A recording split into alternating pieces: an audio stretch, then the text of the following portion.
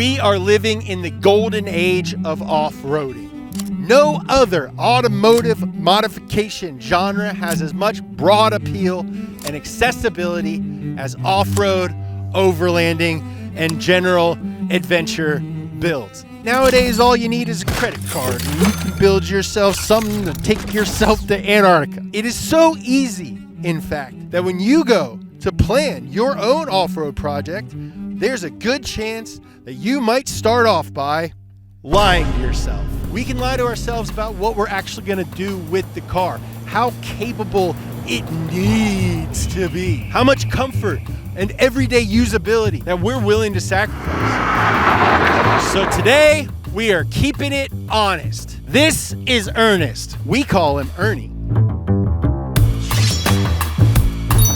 Nice. He is Zach's 2008 Porsche Cayenne. He's got 150,000 miles on him, and he costs us just under $7,000. We are going to transform this beautiful boy into a very fun, adequately capable, and overall honest sports utility vehicle. But first, let's see how this 18-year-old Porsche truck performs completely stock. We've got some work to do. One thing we really want this car to be good at is just taking on a dirt road at a decent clip and being comfortable. Say you're going on a camping trip. You got like 6 miles on a dirt road to get to the site. You want it to be comfortable. You don't want it to be going super slow. So I'm just gonna take this dirt road, take it at like a pace that feels like pretty comfortable. For very basic off-roady stuff, you don't need to upgrade this car at all. That's like why it was made. Yeah, I mean, we're going like 30 miles an hour on this bumpy road. Feels fine.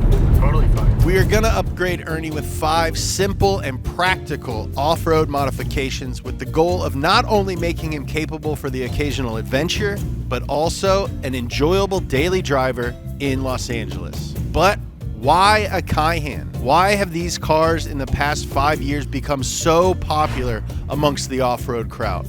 Well, there are 2 main reasons. One, the earliest generations are cheap now. We got Ernie here for $6,900. And the second reason is that the Cayenne, particularly the first generation, was over-engineered. When Porsche was developing the Cayenne in the late 90s, the luxury SUV market was a brand new concept. All of the big manufacturers agreed that it was gonna be a thing, and they all built their own version. But there wasn't any consumer data telling them exactly what people were gonna use them for. Did people want luxurious road cars that were fast and comfortable on the street?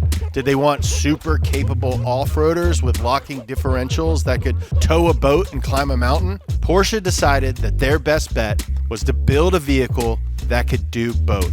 A V8 powered SUV that can do 150 miles per hour on the Autobahn, but also has real truck stuff like low range 2-speed transfer case, thick suspension arms, multi-link double wishbone suspension, locking center differential, and a towing capacity of almost 8,000 pounds. And if you got one with the OEM off-road package, you got rear locking diff and hydraulic front and rear disconnect sway bars.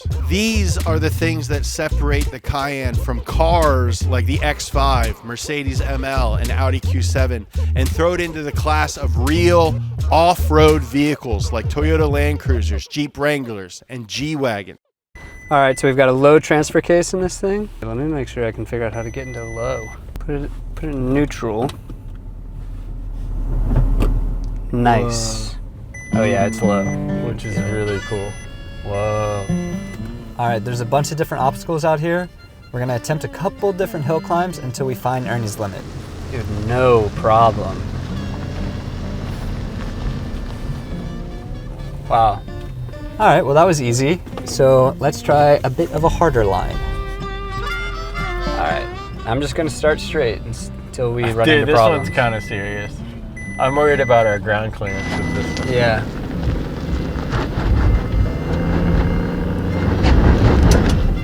Dang, all right. I think if you gave it like just a tiny bit more momentum, yeah, you're just going too slow.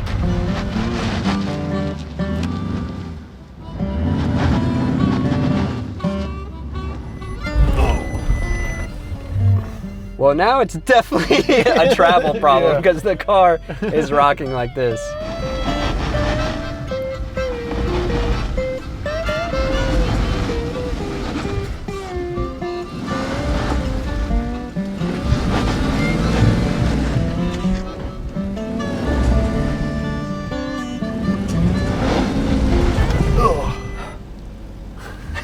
I think I'm just maybe bad at this.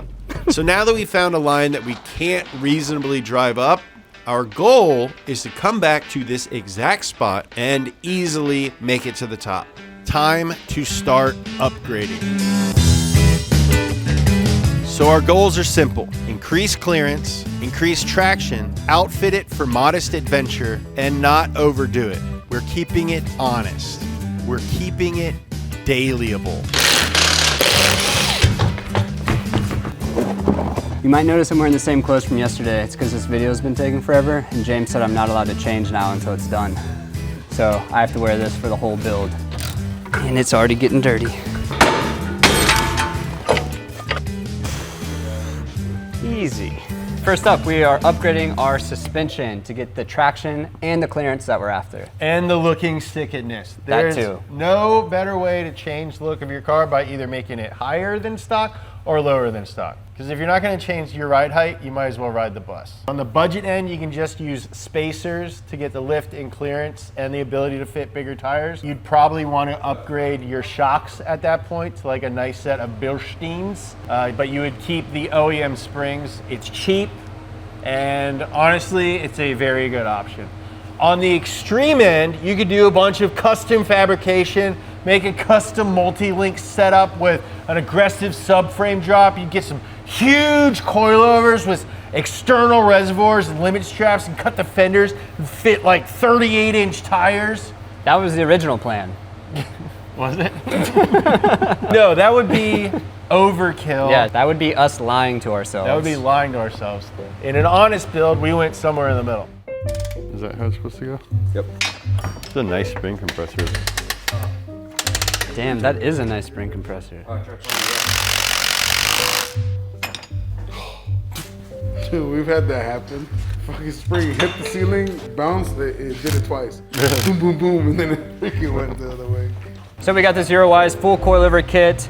It's gonna give us the option to lift anywhere between 1 and 3 inches. Yeah. Which 3 inches is a lot. So I'm glad we have the option to go a little less than that if we'd like. I'd say like the thing that attracted us most to this was not the fact that it went up to 3 inches, it was the fact that we can lower it as little as 1 inch. Again, we want this car to like kind of blend in and just look a little bit more aggressive.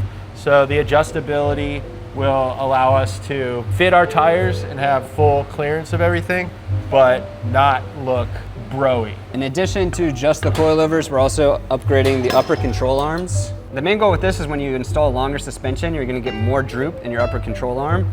So this has an adjusted geometry to compensate for that. So when you've got 3 inches and a lot of droop, you gotta use some creative angles to compensate. And that's what this upper control arm is doing for our geometry. I don't know if they're taking off. That's fine.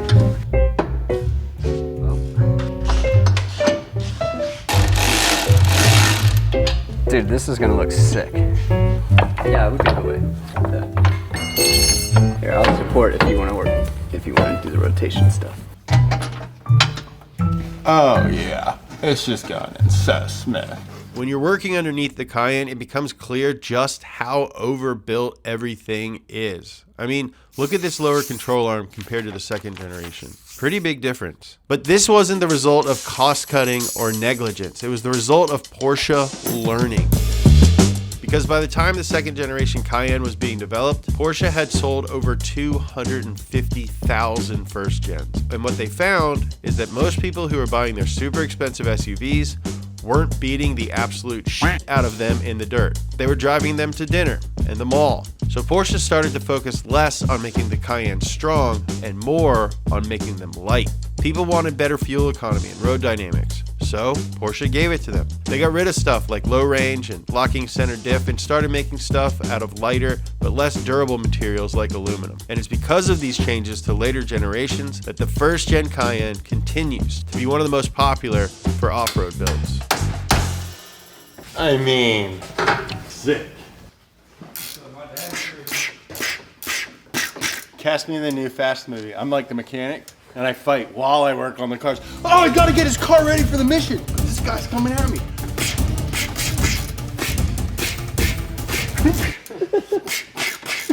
Oh, I gotta get the project done, but gotta fight.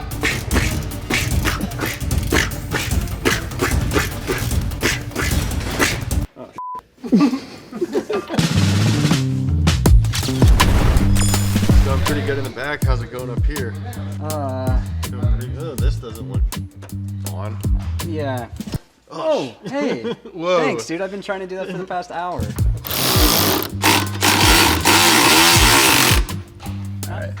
Maybe this is something that more experienced mechanics can help me out with, but sometimes when I'm like, can you make more noise? Jesus! Sometimes when I'm crawling around under a car all day, I can smell my own butt. So if you know of a way to be working under a car all day, close to your own butt, with your face close to your own butt, but not smell your own butt, let me know. All right. Day one on the books, modification number one on the car. We now have a lift kit, full coilover system from Uruguay Suspension. We would put the wheels and tires on, Those are next. but they're still at the tire shop. So tomorrow morning, we're gonna put the tires on, get it aligned, and then keep turning this bad boy into a bad rad dad mobile. Working on an old Cayenne like this makes you way more aware of where your money is actually going, which is why today's video is sponsored by Rocket Money.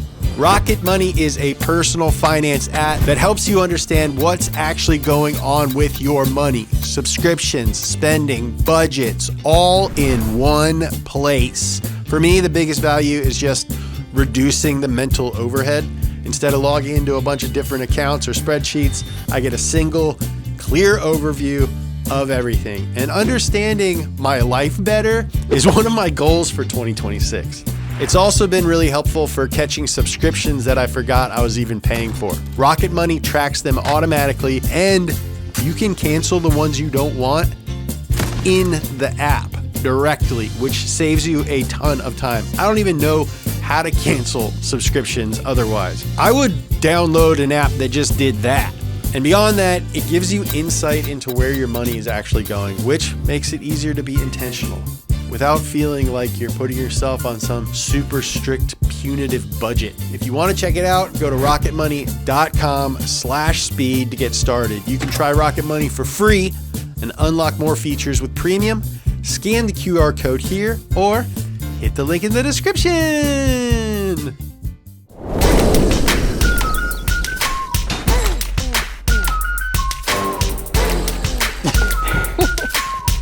Day two. All right, for tires, we got these Yokohama Geolander all-terrains. We're trying to be honest about what we're gonna be using this car for, and it's gonna spend a lot of time in the city. All right, if we were lying to ourselves, we'd be holding a set of 38-inch mud terrains. Yeah, or yeah. something. Oh, they look cool. They look sick. Same thing goes for wheels. Usually for off-road builds, you want big sidewalls on your tires to be able to flex and contour to the terrain, which would mean a smaller wheel, like 16 or 17 inches. But when you're driving on the streets, a bigger sidewall means worse steering response, mainly due to sidewall rollover. So we're going with these aluminum 18x9 ammo 90s. Honestly, mainly because they look sick. Okay, they don't just look sick, all right? These wheels are an homage to the Design 90, which is a wheel found on the 964 generation Porsche 911. Okay, it's one of the most iconic wheels ever made. People put them on Mark III Golfs a lot. We're pretty familiar with those, Zach. And I think it's cool to do little things that remind you like, this is a Porsche, you know? After looking at the stock tires with our new suspension, I have serious clearance concerns. There you go. Ooh, dude, perfect. These wheels are made for this car, so it's not a surprise that everything works really well together, but it is a relief.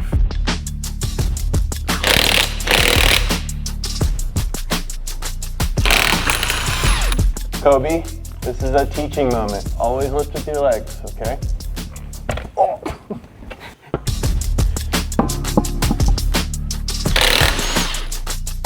I'm glad we didn't go full black.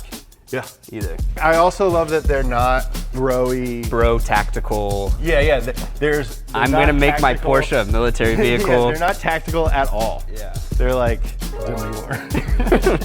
The big reveal. Whoa. Dude, it looks Dude, sick. it is tall. I know, but it's like not too tall. Dude, they don't look big at all. No, They don't look like oversized at all. They look capable. If I saw this in a parking lot, I'd be like, that dude knows what's up. Like, that's a good job.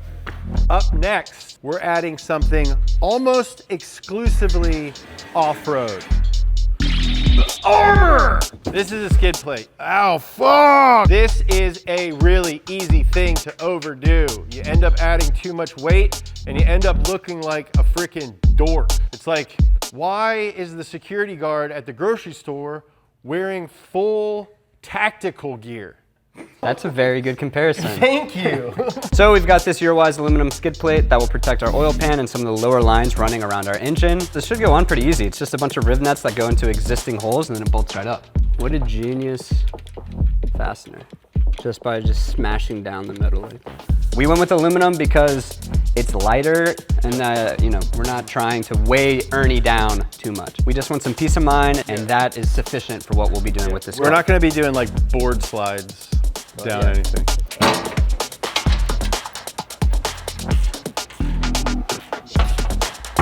Nice. Nice. And we can see ourselves in it. For now. Yeah, for now, till we totally bash it up. Sometimes it's the little details like this that make all the difference. And I couldn't be more proud to have that Eurowise emblem front and center. Eurowise has been a huge part of this build, and I want to take a second to give them a proper shout out. I've known Mike for almost a decade. He built the Gum car and is one of the main reasons that these old Cayennes are so popular. Mike saw the potential of this chassis before almost anyone else and went all in developing and improving almost every part imaginable to make these things more capable, more reliable, and more fun. If watching us put Zach's car together inspires you to start a similar project, you 100% need to check out Eurowise Performance. They have everything you need to put together something cool on a bunch of different levels, and everything they sell has been thought up, fabricated, and tested by real enthusiasts. This is a perfect opportunity to support an American small business. All right, we are on to our final set of upgrades, the exterior accessories. Okay, now this is an area where you gotta be really careful because there's a lot of really cool stuff available, and I think very quickly you can go overboard. We don't need ladders to be on it. There's nothing really that we're keeping up on the roof. Zach doesn't need a jerry can to be driving around town. I don't need a rooftop tent. I don't need a big basket on the top. We can have all that stuff and keep it in the garage, but for everyday use, we've kept it simple. We've got a roof rack, we've got a light bar, and we've got a tire swing out for the back. And we have a bash bar. Yes, and a bash bar. Yeah. Okay, cool. So you and Tim want to get started on the roof rack. Yeah. I'll get started on the wiring for the light bar, and then we'll meet together for the bash bar.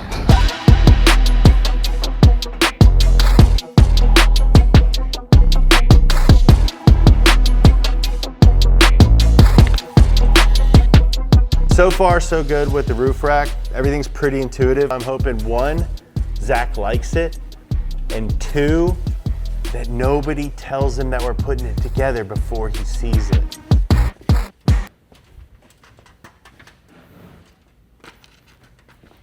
Dude, roof rack is looking good, guys.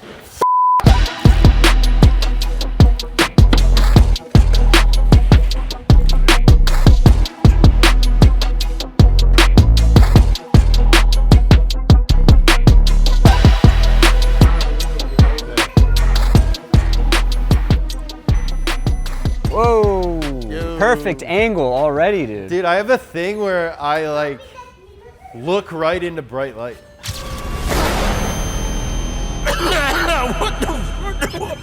Oh, dude. Dude, it looks sick, dude.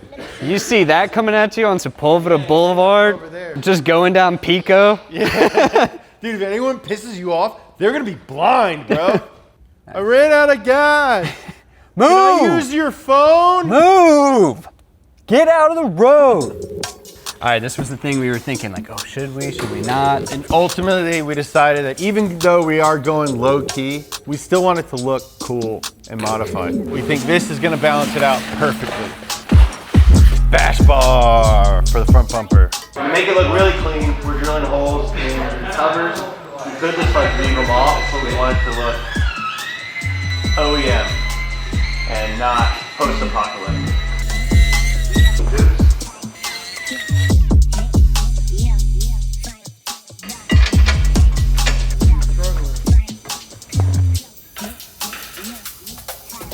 I didn't think it was gonna be sticking out as far off this. I wish it was like right here. I was hoping it'd be a little bit more flush. We have bigger tires now, so we need a bigger spare.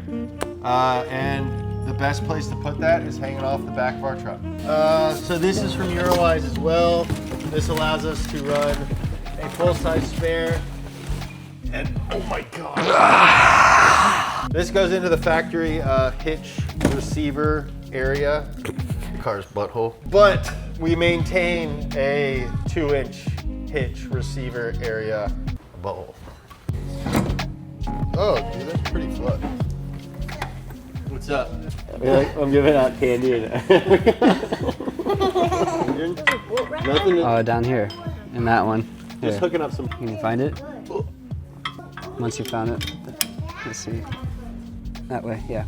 Push, push. Oh, dang, strong, bro. There we go. There we go. Free labor, dude. Dude, that's solid. Yeah, dude. Because the main thing you'd worry about is being all rattly. All right, final step. Let's mount our spare tire. Spare tire, let's go. Let's go. All right. Help me, fellas. Help me, boys. Slap it. You gonna slap it?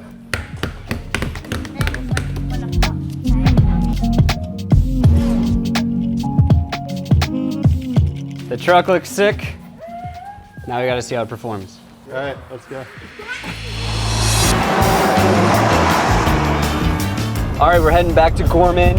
The car undoubtedly looks so much cooler. It looks so good. It's like night and day. The shape of the Cayenne is inherently round, and we added a bunch of stuff that just makes it look more square, therefore tougher. The wheels look awesome. I think we made a lot of really good decisions. Before we get to Gorman, we do need to talk about how it feels on the streets because that was part of our goal. It still moves pretty quick, still handles fine, still feels really nice. We did get it aligned. Obviously, that's super important. I did notice I can't hear the roof rack, like more wind noise than before. But honestly, like it's not loud in here. Yeah. It's not bad at all. I would say the trade-offs are all manageable, if unnoticeable in a lot of cases. So it's all gonna come down to how this thing performs once we get off-road. All right, here we go, off-road. I mean, It's definitely better. I was like, oh, it's pretty similar, and then I looked over at the speedometer. We're going 20 miles an hour faster than we were the last time we were here. Just effortless, dude. And it feels a lot more confident. I think that's my prediction for today, is that not only is it going to be more capable, it's going to be much more confident way sooner. all right, dude, now we gotta go try to see how easy we get up that hill. This was the hill that we Died on. died on. So if we don't get up this hill, Then all of this was for nothing, and it was a phenomenal waste of money. JK, it still looks sick. and we're going straight up it, the hardest route. Yeah. You can see our tire marks from last time. It is a pretty big divot. You might want to choose a line.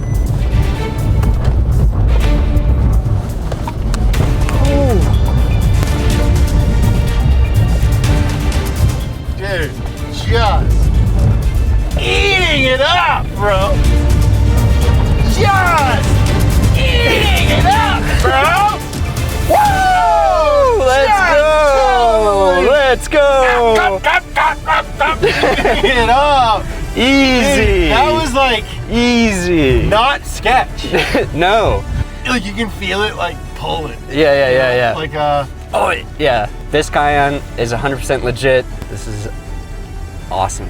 yeah. The build is a success. Ernest is exactly as capable as we set out to make him without too many sacrifices along the way. He's happier off-road than before, still perfectly content on the street, and never feels out of place doing either. He is a cool car for my friend Zach, who happens to be a cool guy.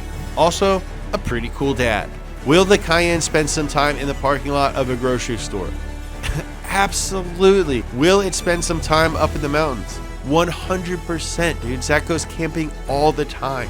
And here's the thing, Ernie is perfectly suited for both. This is a good, capable, honest build.